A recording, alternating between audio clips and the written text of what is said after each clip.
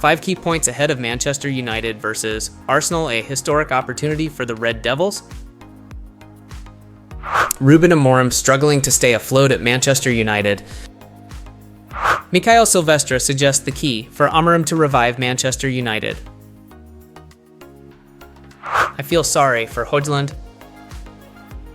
Manchester United return to Premier League action tonight as they host Arsenal at Old Trafford. After a 1-1 draw against Real Sociedad in the Europa League, Ruben Amorim and his squad now face an Arsenal side battling for the title.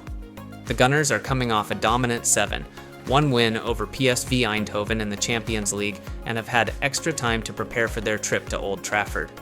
Arsenal currently sit second in the Premier League standings, 16 points behind Liverpool with a game in hand. However, their chances of catching the Reds remain slim as Jurgen Klopp's side continues to display remarkable consistency.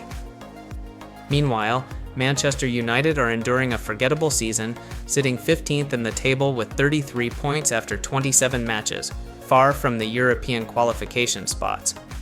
This season, Ruben Amorim and Mikael Arteta have faced each other twice at the Emirates Stadium. Arsenal won 2-0 in the Premier League clash in December, but Manchester United avenged that defeat with a victory in the FA Cup third round in January. However, overall, United have lost all 4 of their last Premier League meetings against Arsenal, their longest losing streak to the Gunners in club history. Amorim must turn this around if he hopes to salvage a disastrous campaign. A win this weekend would mark Manchester United's 100th victory over Arsenal across all competitions. While this milestone is significant, a single win wouldn't mask the deep-rooted problems the club is facing.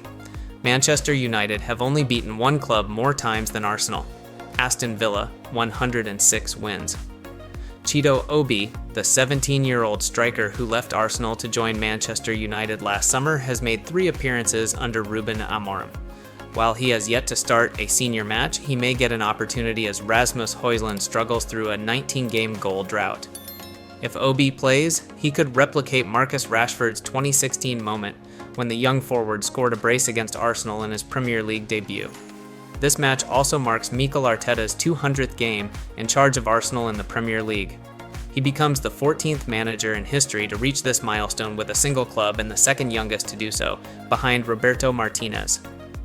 Statistics show that Arteta has an excellent record against Manchester United, winning 7 of his 10 Premier League encounters, 1 draw, 2 losses, with a 70% win rate, the highest among managers who have faced the Red Devils at least 5 times. Ahead of the game, the fan group, the 1,958 Inches, is organizing a major protest against the Glazer family's ownership. Supporters have been urged to gather at the Tollgate pub at 3 p.m. local time, dressed in black to express their dissatisfaction with the club's management. Ruben Amorim has publicly supported these protests, emphasizing that everyone at Manchester United has the right to speak up. Right now, no Manchester United player has shown any real progress under Ruben Amorim, and it's hard to argue that the team looks any better than it did under Erik ten Hag. Ruben Amorim is now in his 5th month as Manchester United's head coach, but the team has shown no signs of improvement. Sir Jim Ratcliffe and Sir Dave Brailsford have every reason to question their decision to appoint Amorim. United sacked Erik ten Hag because the team was declining, but things have only gotten worse. No one expected a managerial change to send the club into an even deeper crisis. The Red Devils are currently 15th in the Premier League, far from the top spots, and were just knocked out of the FA Cup by Fulham. The team is weak in every area and does not appear to be any better organized than it was under ten Hag. Comparing Amorim's impact to other managers who took over struggling teams highlights the stark contrast. Oliver Glasner at Crystal Palace and Nuno Espirito Santo at Nottingham Forest both made an immediate positive impact. Unai Emery at Aston Villa and Eddie Howe at Newcastle also quickly turned their teams into competitive sides. The expectation when Amorim took over was that he would have a similar effect to Mikael Arteta when he arrived at Arsenal in 2019. Back then, Arsenal were in 10th place but ended the season with an FA Cup trophy, defeating both Manchester City and Chelsea along the way. Even though Arteta needed time to build his squad, his team always had a clear direction. In contrast, there are no signs of progress under Amorim at United. The players have not responded well to Amorim's methods, and not a single one has improved compared to the Ten Hag era. This raises serious doubts about the Portuguese manager's ability to get the best out of his squad. Fans and the club's leadership may have been willing to accept a transition period, but no one expected things to deteriorate this badly. Right now, the former Sporting Lisbon manager has a win rate of just 1.67%, putting the season at risk of becoming a long-term crisis rather than the fresh start many had hoped for. United still have a chance to salvage something from the Europa League, but given their current form, success is far from guaranteed. While Amorim is not in immediate danger of being sacked, if he fails to turn things around, his future at Old Trafford looks bleak. And then, the managerial carousel will continue. Another sacking, another appointment, and another cycle of instability at Manchester United. Troy Deeney insists that Rasmus Hojlund is not Manchester United's biggest problem, despite the striker going 19 games without scoring. The team's attacking struggles run much deeper.